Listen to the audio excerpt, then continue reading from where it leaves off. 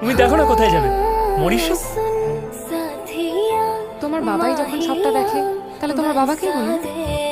তাহলে ওই কথাই রইল, আগামী 10 ফেব্রুয়ারি বিয়ের ডেটটা ফাইনাল করছি। আঙ্কেল হ্যাঁ? একটু ধীরে।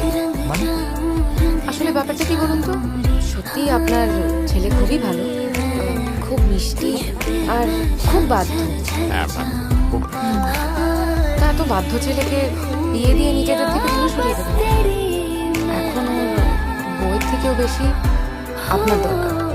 মানে এটাই বলার চেষ্টা করছি যে এত তাড়াতাড়ি ছেলেকে বিয়ে দিয়ে ফিউচারটা নষ্ট করবে।